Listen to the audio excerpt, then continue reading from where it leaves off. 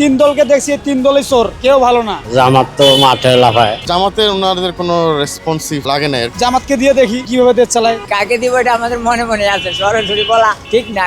কেমন আছেন ঢাকা 10-এর বাসিন্দারা?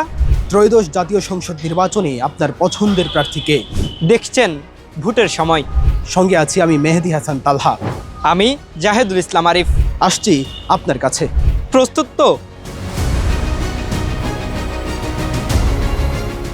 জাতীয় নির্বাচন কয়েকদিন পরে অনুষ্ঠিত হবে, দীর্ঘদিন পরে ভোট দেওয়ার সুযোগ পাচ্ছেন। মনে করেন যে আজকে আমরা 17 বছর ধরে আপনার কোনো ভোটার নির্বাচনে আমরা যেতে পারিনি। আমরা ভোটার হয়েছি ঠিক আছে, তো আজ পর্যন্ত আমরা ভোট দিতে পারিনি। আমরা তো ভাই দানের শেষ করি ভাই, আমরা তো যে দানের দিকে আমরা আগ্রহ বেশি।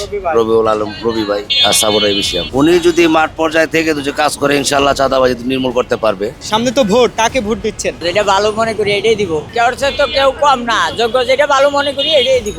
কাকে দিব এটা আমাদের মনে মনে আছে, সরাসরি বলা ঠিক না। কারণ ভোট কেন্দ্রে গিয়ে প্রেসিডিং অফিসারের সামনে ভূতের ভিতরে গিয়ে দিতে হয়, সরাসরি দেওয়া হয় না এটা। কারণ আমরা রাস্তাঘাটে দোকানদারি করি, সরাসরি বলা ঠিক না। এটা আমাদের যারকে ভালো লাগে তাকেই দিব, কারণ আমাদের ভোট দাবি আছে সবারই। বিএনপি সরকার ছিল, আওয়ামী লীগ ছিল, জাতীয় পার্টি ছিল, দাড়িপাল্লাকে দিয়ে দেখি দাড়িপাল্লা কেমন দেশ চালায়। কারণ এই তিন দলকে দেখছি, তিন দলই চোর, কেউ ভালো না। জামাতকে দিয়ে দেখি কিভাবে দেশ চালায়। ভালোই দেখছি, আমরা তো রবিবারে বুদ্ধি, আমরা রবিবারের সাথেই চলি সবাই। মানে এক এলাকার মানুষ এক জায়গায়, তাই ভোট তো রবিবারে দিতে হয়। গরিব দুঃখীর মানুষ সবার পাশেই থাকবো, উনি ভালো লোক। তো রবিউল ভাই তো বিভিন্ন জায়গায় নির্বাচনী প্রচারণা চালাচ্ছেন, এখন পর্যন্ত আপনার সাথে কখনো দেখা হয়েছিল? হ্যাঁ দেওয়া, আমার কাছে আমার কাছে কথা দেওয়া। ওই যে আমার হাজবেন্ড যা, ওর সাথে কথা বলে কোনো সাদাবাজি সন্ত্রাসী চলবে না, ভালোই চলবে। হেলা দেখে নিব, কইছে যে তোমরা কোনো বিপদ নাই, সব বিপদ আমি মুক্ত করে দেন, কোনো ঝামেলা নাই। এই যে বিএনপি এবং জামায়াতের দুজন হেভিওয়েট প্রার্থী আছে ঢাকা 10 আসনে, তো সেই জায়গায় আপনারা আসলে কাকে এগিয়ে রাখবেন? এটা এখনো বলা যায় না। ওটা ওইখান থেকে যেটা রেজাল্ট দিব ওইটাই জোর দিয়ে খাওয়া যাইব না যে এই পাস করব। নির্বাচিত তো বিএমপি, এটা কই লাভ আছে? জামাত তো মাঠে লাফায়, কার্যকারী হইব বিএমপি। দেখেন দেশ যেভাবে ভালো চালাইতে পারবো সেইভাবেই থাকবো, না হইলে তো আবার দৌড়ে থাকবো না।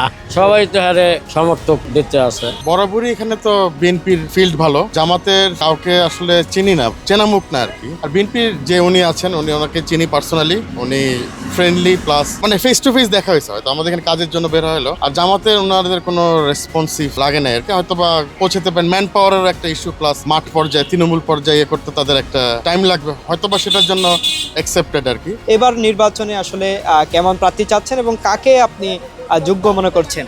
এলাকার ভালো কাজ করে তারই দরকার আমাদের। বিগত দিনেও তো যোগ্য ব্যক্তি বাছাই করে আপনারা নির্বাচিত করেছিলেন, তারা কি আসলে কাজ করেছে কিনা? বিগত দিন তো নির্বাচন হয় না, এটাই প্রথম নির্বাচন। জুলাইয়ের পরে এটাই প্রথম নির্বাচন। কোনো প্রার্থী না আসলে কোনো কিছুই বলা যাবে না। ঢাকা 10 আসনের ভোটারদের মধ্যে দেখা যাচ্ছে মিশ্র প্রতিক্রিয়া। কে কাকে ভোট দেবেন সেই সিদ্ধান্ত জানাতেও দ্বিধা করছেন না কেউ। তবে এলাকায় রয়েছে নানামুখী সমস্যা। নির্বাচিত প্রতিনিধি পারবেন তো সমস্যার সমাধান করতে? এতক্ষণ দেখছিলেন ভোটের সময়। আবারও আসছি, সঙ্গেই থাকুন।